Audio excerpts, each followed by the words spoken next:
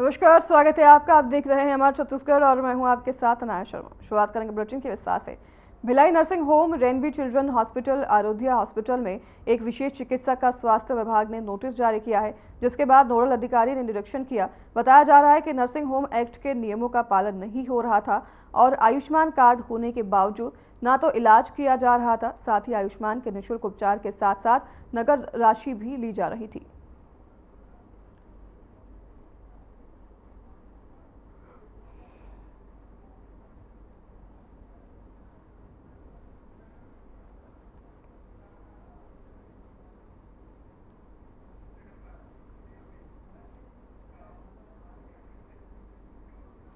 दुर्ग range police महानिरीक्षक राम गोपाल गर्ग ने दुर्ग रक्षित निरीक्षक केंद्र का वार्षिक निरीक्षण किया, जिसमें दुर्ग पुलिस अधीक्षक जितेंद्र शुक्ला सहित जिले के आला अधिकारी मौजूद रहे।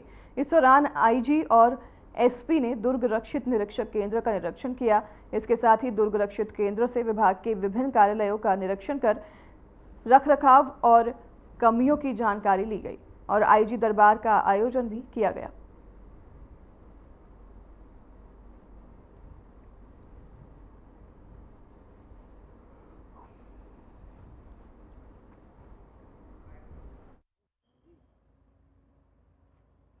यहाँ मेरे द्वारा जिला दुर्ग का वार्षिक निरीक्षण किया जा रहा है, जिसके तहत में सबसे पहले रक्षित केंद्र दुर्ग में परेड का इंस्पेक्शन किया गया, मार्च पास्ट देखा गया और उसका ड्रिल करवाई गई है। इसके साथ ही व्हीकल्स जो हैं उनका परेड भी लिया गया है। उनकी जो व्हीकल्स में क्या क्या नियम के मुताबिक चीज़ें होनी चाहिए वो चेक की जा रही हैं। इसके अतिरिक्त लाइन के अन्य इक्विपमेंट और आर्म्स एम्यूनिशन है, उसका भी इंस्पेक्शन किया गया है। इसके बाद अभी दरबार लिया जाएगा, जिसमें कि हमारे कर्मचारी एमपी समस्या को सुना जाएगा। इस वार्षिक निरीक्षण का महत्व यह रहता है कि पुलिस लाइन और जिले के में जो भी पुलिस के कार्य चल रहे हैं, चाहे संसाधन हो और अपराध हो, उसके संबंध में एक कंसोलिडेटेड निरीक्षण किया जाता है और इसमें जो भी रिक्वायरमेंट्स होती हैं उनको जो रेंज स्तर पे सॉल्व हो सकती हैं उसकी समस्याओं का निराकरण किया जाता है और जो पुलिस मुख्यालय शासन स्तर की उनको पुलिस मुख्यालय हो जाता है।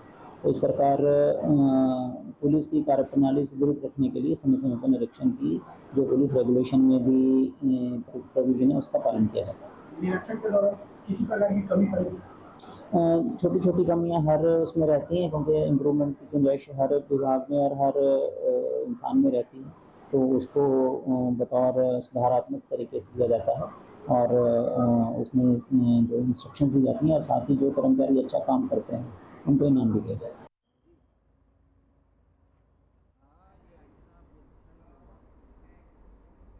रायपुर में कलेक्टर डॉक्टर गौरव कुमार सिंह ने टेरिस एरिया में लाइब्रेरी के छात्र छात्राओं के बीच पहुंचे और क्लास ली, जिसमें उन्होंने यूपीएससी और पीएससी की तैयारी कर रहे युवाओं को अनेक विषयों पर टू द पॉइंट कैसे तैयारी करना है बताया।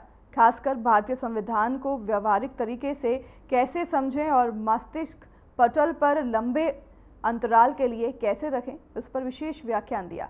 इसी के साथ ही आधुनिक इतिहास के बिंदुओं पर भी चर्चा कर उन्होंने कहा कि विषयों को रटे नहीं बल्कि कॉन्सेप्ट क्लियर करते हुए पढ़ाई करें। वहीं युवाओं ने चर्चा परिचर्चा के दौरान कलेक्टर डॉक्टर सिंह से सवाल भी किए, जिसका उन्होंने जवाब दिया।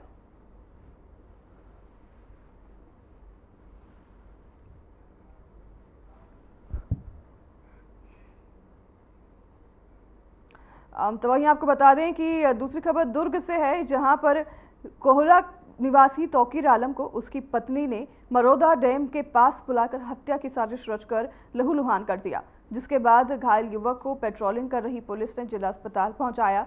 फिलहाल पूरे मामले में पति का मजिस्ट्रेट के सामने मरणासन बयान दर्ज हुआ है, जिसके बाद पुलिस मामले की जांच में जुट गई है।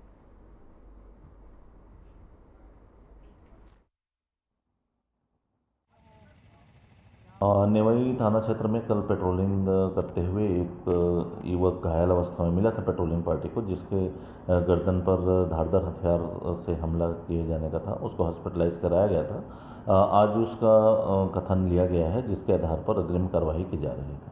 सर, आरोपी किसे बनाया गया सर? उसके कथन के आधार पर अभी जांच चल रही है और उसी आधार पर आगे कार्रवाई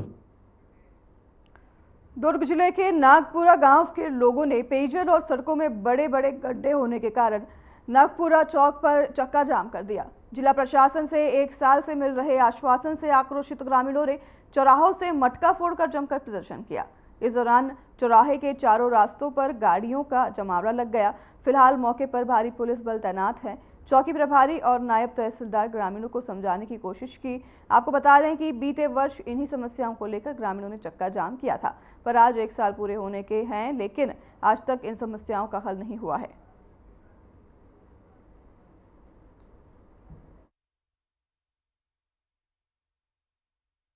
जी सड़क जाम की है, क्या कारण है, क्या कुछ उद्देश्य है? पेयजल समस्या नागपुर में छाया हुआ है पिछले 1 साल से। नागपुर में पिछले वर्ष भी हम लोग धरना प्रदर्शन यहाँ पर किए थे और जिला प्रशासन को पूरा हम लोग ज्ञापन दे रहे हैं, फ़ोन कर रहे हैं। रोड चौड़ी के वो लोग बोलते रोड चौड़ीकरण के कारण पाइपलाइन तोड़ देते हैं। पाइपलाइन टूटने से हमारे पानी टंकी भर नहीं पा रहे हैं, तो इससे नल चलने में दुबार हो गए हैं। और यहाँ का नागपुरा गांव में 20 जगह हैंडपम्प, उसमें 1 HP मोटर वैकल्पिक व्यवस्था ग्राम पंचायत के द्वारा किया गया है, जिसमें वाटर लेवल नीचे चला गया है। हमारा पाइपलाइन के माध्यम से पानी टंकी में पानी आता है, उसके माध्यम से घर घर पीने की व्यवस्था होते थे, वो एकदम बंद पड़ा हुआ है। और गर्मी के दिन अभी सुबह से 3 बजे 4 बजे उठ के हमारे गाँव वाले लोग खेत खाल से पानी लाते हैं डब्बा डब्बा। संकट स्थिति बहुत है नागपुरा में। क्योंकि आपने कांग्रेस के शासनकाल में आपने चक्का जाम किया था, उस समय भी आश्वासन मिला था। आज आप भाजपा के वरिष्ठ नेता भी हैं, आपकी सरकार है, ऐसी क्या जरूरत पड़ गई कि आप ही की सरकार के खिलाफ आपको आज चक्का जाम करने की स्थिति बन गई? सरकार के खिलाफ नहीं है, जिला प्रशासन के खिलाफ है। जिला प्रशासन को हम लोग सूचना देते हैं, वो लोग ध्यान नहीं देते हैं और उन लोग को ध्यान देना चाहिए। नागपुरा गाँव में इतना जनसंख्या है और शासन प्रशासन के हम लोग अधीन है पूरे जनसंख्या। क्योंकि अगर मांग पूरी नहीं होती तो किस प्रकार की रणनीति रहेगी आपकी? मांग पूरा नहीं होंगे तो हम लोग गांव वाले समस्त फिर चौपाल लगाएंगे, धरना प्रदर्शन करेंगे यहीं पर, क्योंकि पेयजल बहुत गंभीर समस्या है। जब पानी नहीं मिलेगा फिर जिएंगे कैसे? बिजली की समस्या की भी बात सामने आ रही है। बिजली की समस्या, बिजली समस्या है कि वहाँ के जेई को फ़ोन लगाते हैं। रोड चौड़ीकरण में हम लोग पोल शिफ्टिंग कर रहे हैं करके रोज़ 1 पोल लगाते हैं, बस 1-2 पोल करते हैं, रोज़ लाइट बंद रहता है। वो लोग तालमेल जमा कर काम नहीं कर रहे हैं। और पाइपलाइन का मामला है तो PHC वाले से हम लोग बात किए तो फिर एक ही पाइपलाइन वैकल्पिक व्यवस्था किए थे। पूर्व में जब रोड के पहले सर्वे हुआ तो सर्वे के समय मैं PHC वाले को बुलवाया, रोड वाले को बुलवा कर जितना पाइपलाइन है उसके बारे में बताया, तो उस हिसाब से रोड वाले PHC में पैसा जमा किए हैं। बाकी पैसा जमा होने के बाद उतना काम नहीं कर रहे हैं। करीब 52 लाख रुपए नागपुरा पंचायत के लिए PHC में जमा किए रोड वाले, भाई काम उतना नहीं कर रहे। पाइपलाइन 2 करना पड़ेगा, एक ही करके छोड़ दिए। भविष्य में विकट स्थिति। आप एक जनप्रतिनिधि है, जनप्रतिनिधि से आज आप यहाँ पे चक्का जाम में अपने समर्थन किया, स्वयं बैठी हैं, क्या कुछ मामला है? जी हाँ, हमारे गाँव में हम लोग को पानी की समस्या बहुत है और PHC विभाग वाले लोग भी ध्यान नहीं दे रहे हैं, क्योंकि PWD विभाग से सड़क का काम चल रहा है, उसमें सभी पाइपलाइन फूट गया है। तो दोनों विभाग को सुलह सलाह करके पाइप का इंतजाम करें और पानी की समस्या को दूर करने की कोशिश करें। और हमारे यहाँ विद्युत विभाग वाले लोग भी आए दिन को लाइट का बंद करते हैं, इसमें बहुत कुछ दिक्कत है। मैडम, क्योंकि जनप्रतिनिधि हैं आप, अगर बाई चांस अगर जो मांग है आप लोगों की जी हाँ, पूरी नहीं होती तो किस प्रकार का आप? हम लोग यहाँ पे धरना प्रदर्शन करेंगे, भूख हड़ताल कर देंगे, भूख हड़ताल में बैठ जाएंगे और धरना प्रदर्शन रोज होगा और भूख हड़ताल में। चलिए इसी बीच रुकेंगे छोटे से ब्रेक के लिए, जल्द हाजिर होंगे आपके पास इस ब्रेक के बाद।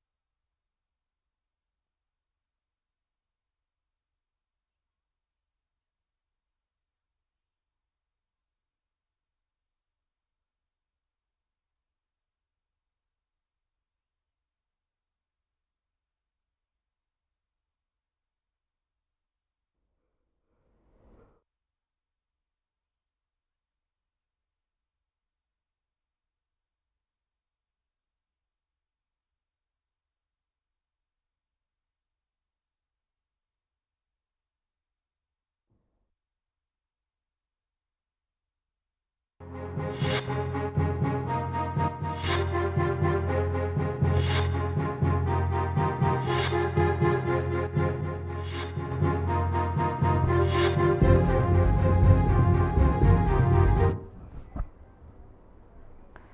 बार फिर स्वागत है आपका। ब्रेक के बाद रुक करेंगे खबरों की ओर।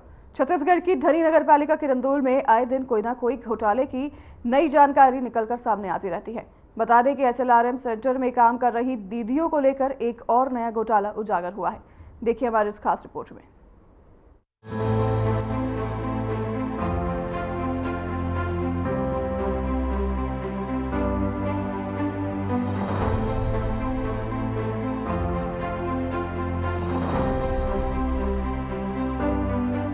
नगर पालिका किरंदुल की एक और हैरान कर देने वाली खबर सामने आई है।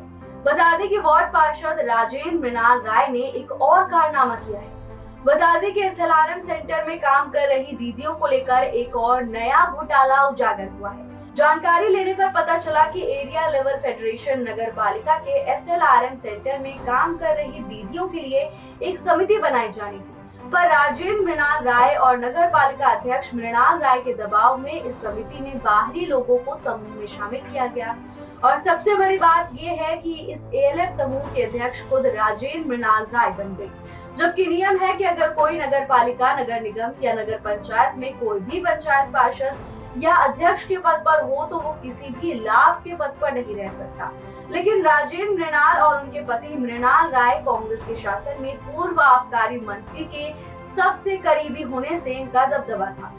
SLRM सेंटर में कार्य कर रही दीदियों के पैसे के बड़े भ्रष्टाचार तो किए ही, साथ ही साथ अध्यक्ष के पद में डाका डालकर गोबर खरीदी बिक्री और खाद बिक्री में भी लाखों का घोटाला सामने आया है। घोटाले का आंकड़ा अभी साफ नहीं हो पाया है। आप इस बैंक के मैनेजर है जी। जैसे कि अभी हमारे पास जानकारी है, नगर पालिका के द्वारा आपके बैंक में कर्मचारी दिया हुआ था, तो क्या आप लोगों ने मांग की थी या फिर पैसे दिया गया था? ये तो मैं अभी आया था, पूर्व से था, मांग तो नहीं की थी। मांग नहीं किया गया था, है ना? हाँ। तो जैसे कि ये बाहरी कर्मचारी है, इनको बाहरी बोला जाएगा। हाँ। बाहरी कर्मचारी है, अगर आपके बैंक में कभी कोई हादसा हो जाता है, इसका जवाबदार कौन होता?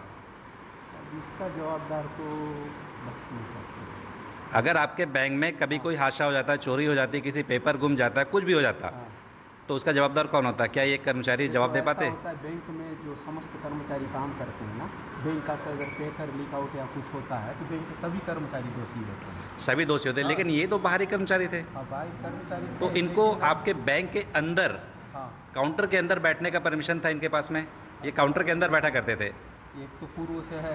अब क्या है, देखो लोगों का है ना, क्या है कि बस्तर जिला जो है संभाग है, इसमें प्राय लोग पढ़े लिखे नहीं, अंगूठा छाप, इनके भरने के लिए बैंक सखी के नाम से इनको रखा गया था। हाँ, वो क्या वैसा करेंगे? वैसा थोड़ी करेंगे। वो वालों अगर कभी हो जाता, हाँ, तो जवाबदार कौन होता? हमारे जवाबदार की सबके सब आते, सबके सब आते। तो आप लोग जो है ना, दोषी नहीं पाएगा, नहीं पाया था। तो यही हमारा कहना है कि जब वो उनको बैंक के अंदर, जहाँ पे काउंटर में किसी बाहरी को जाने की परमिशन नहीं होती है, उस जगह आप लोगों ने अंदर उनको परमिशन दिया हुआ था। हाँ, उनके लिए क्या है, निर्धारित एक बाहर रखना था। नहीं, हाँ, बाहर रख के उनको करना था, लेकिन क्या है कि काउंटर के अंदर नहीं देना है। आप लोगों ने काउंटर के अंदर दिया हुआ था, के अंदर है ना, टेबल उबल रख के उसको करवाना था। बाहर जैसे है ना, हमारे सामने एक है, वहाँ पे करवाना। लेकिन आप लोगों ने अंदर दिया हुआ था उसको। क्या है, CCTV के सतत निगरानी में है जी, तो क्या है, यहाँ पर दिए थे सुविधा के अनुसार। तो आप लोगों के द्वारा नगर पालिका से किसी प्रकार का कर्मचारी की मांग नहीं की गई थी, और नगर पालिका अपनी मर्जी से सरकारी का जो बैंक है इनमें दिया हुआ था काम करने के लिए। ये तो स्टेट बैंक में भी दिए हैं, सारे बैंक में है जी, लोग दिए गए थे सुविधा के लिए, ग्रामीणों के सुविधा के लिए भाई। तो ये जो सुविधा की बैंक जो कर्मचारी है वो विड्राल उड्राल नहीं भर सकता, विड्राल जमा पर्ची नहीं भर सकता। तो ऐसे बाहर से जो कर्मचारी लोग अपना बाहर से टेबल कुर्सी लगा कर दे सकते। तो ये सुविधा तो बैंक को देनी चाहिए। बैंक को तो देनी चाहिए, बैंक के कर्मचारी नहीं करेंगे। ये सुविधा बैंक की तरफ से होनी चाहिए कि अगर किसी को भरने नहीं आता तो वो सुविधा बैंक अपने से लगाए। बैंक का करवा दे रहे हैं हम लोग। जैसे कि कोई आता है पढ़ा लिखा, जैसे आप ही पढ़े लिखे आ गए तो 2-4 का भर दिए, कल्याण करके चल दिया, ऐसे ठीक। जैसे कोई आते हैं पढ़े, अब हर कोई तो अनपढ़ होता नहीं, तो कोई ना कोई पढ़ा लिखा आता है, वो व्यक्ति है ना, उनका कर देता है काम। ठीक, इस टाइप का। ठीक, धन्यवाद। सहयोग की भावना। जी, कोऑपरेटिव बैंक का मतलब ही वही है, सहयोग। जी। मनोज कुमार छालीवाल, आप भाजपा में कौन से पद में? भाजपा कार्यकर्ता, आरटीआई जिला संयोजक दंतेवाड़ा। जैसे कि आप देख रहे हैं अभी नगर पालिका परिषद किरंदुल के जो लेबरों का मामला चल रहा है घोटाला का पूरा, उसके बारे में बताएंगे आपको किस तरह क्या जानकारी है? ये दूरदर्शन टीवी के माध्यम से, हर चैनल खबर के माध्यम से मुझे जानकारी है लेबरों का, तो उसमें उनको मानदेय कम दिया गया था, इसके बारे में आप बताएंगे? यह निश्चित तौर पर बहुत बड़ा भ्रष्टाचार है। यह हर खबर को मैं धन्यवाद देता हूँ इस चैनल के माध्यम से कि उन्होंने इन मजदूरों की जो आफत है उनको जनता के बीच में लेके आया। तो भ्रष्टाचारी को सजा मिलनी चाहिए। निश्चित तौर पर अधिकारी अगर भ्रष्टाचार किया तो जनप्रतिनिधि के दबाव में गया, वह अधिकारी बताए कि जनप्रतिनिधि जो निरंतर दबाव बनाकर या भ्रष्टाचार की मजदूरों की बलि चढ़ाएं। और इसमें मजदूरों को किसी प्रकार का कोई फायदा नहीं मिला जो न्यूज़ में देखने में पता चल रहा है। और मजदूरों को निश्चित तौर पर जो बची राशि मजदूरों को वितरण की जानी चाहिए और आगे वाले से रिकवरी की जानी चाहिए। जैसे कि अभी देख रहे हैं हम लोग कि मजदूरों को बहुत ही कम वेतन दिया गया है, इसमें आपकी भाजपा की तरफ से क्या किया जाएगा और आगे किस तरह की कार्रवाई करना चाहेंगे आप लोग? भारतीय जनता पार्टी का अधिकृत बयान देने के लिए मंडल अध्यक्ष जी हैं, उनसे मैं संपर्क करूंगा और आपको पत्रकार के हिसाब से बोलूँगा कि आप मिलकर उनको बयान दें। और भारतीय जनता पार्टी निश्चित तौर पर मजदूरों के साथ खड़ी है और आने वाले समय में जब तीसरे इंजन की सरकार वैलिड बनेगी तो सभी मजदूरों को बराबर न्याय मिलेगा, ऐसी मेरी आशा है। कुछ ही दिनों में नगर पालिका चुनाव होने वाले हैं, तो इस मुद्दे को लेकर भाजपा कितने आगे तक जाएगी? तीसरे इंजन की सरकार बनाएगी इस मुद्दे को लेकर। बहरहाल अब SRRM सेंटर में काम कर रही दीदियां खाद बिक्री के पैसे के लिए नगर पालिका के चक्कर लगा रही हैं। वहीं बीजेपी नेता मनोज कुमार छरीवाल ने भी बताया कि दीदियों के मानदेय के साथ बहुत गलत हुआ है और उनको उनका हक दिलाने की भी बात कही। Bureau report.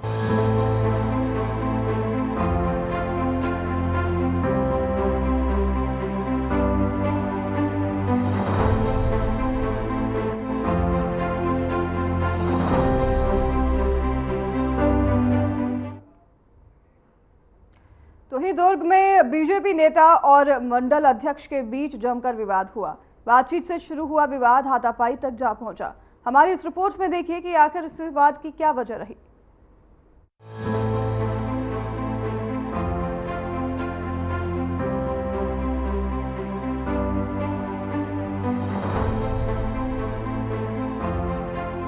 दुर्ग में चक्का जाम के दौरान वरिष्ठ बीजेपी नेता व सरपंच और मंडल अध्यक्ष आपस में भिड़ गए और इतना नहीं, इस दौरान जमकर मारपीट भी हुई। दरअसल दुर्ग जिले के ग्राम नगपुरा में अपनी समस्याओं के लिए हुए चक्का जाम के दौरान वरिष्ठ बीजेपी नेता सरपंच भूपेंद्र रिगरी और अजोरा बीजेपी मंडल अध्यक्ष गिरीश साहू आपस में भिड़ गए, जिसके बाद जमकर हाथापाई हुई।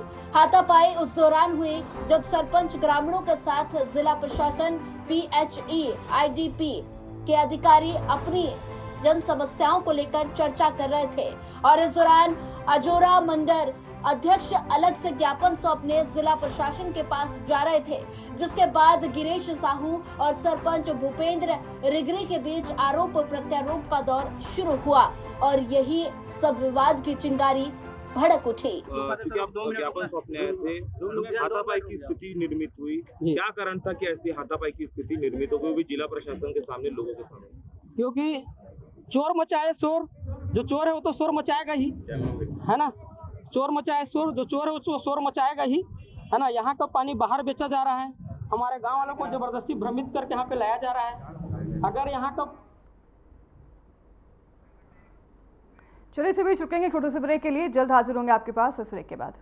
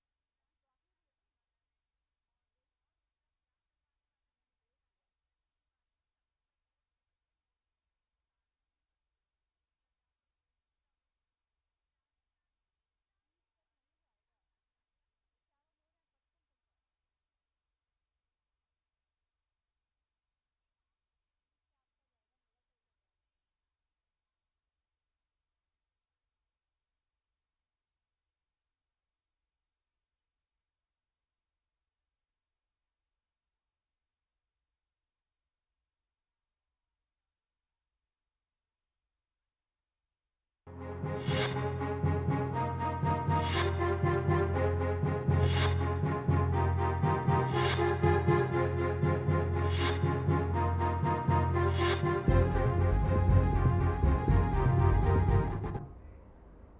बार फिर स्वागत है आपका ब्रेक के बाद। दंतेवाड़ा जिले के किरंदुल नगर पालिका परिषद के घोटाला में एक नया मोड़ सामने आया है। बता दें कि लेबर अधिकारी ने 2020 की जानकारी दी है। वो जानकारी क्या है, देखिए इस रिपोर्ट में।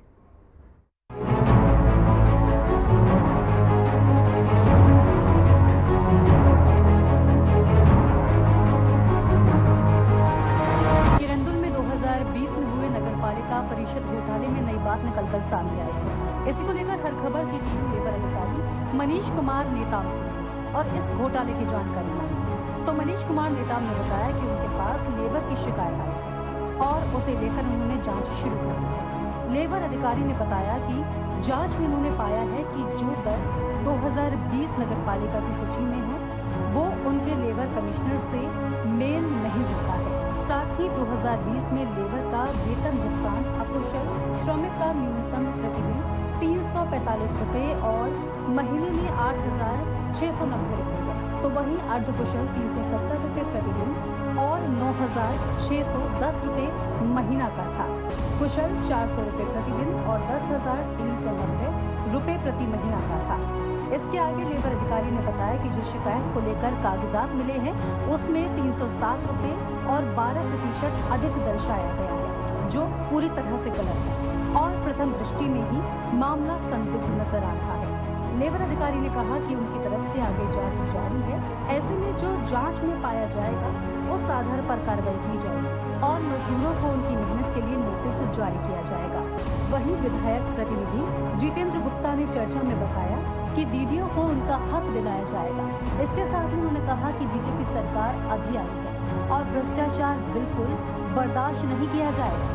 आगे नगर पालिका चुनाव है और उनकी सरकार बनते ही वो दीदियों को उनका पूरा हक देंगी।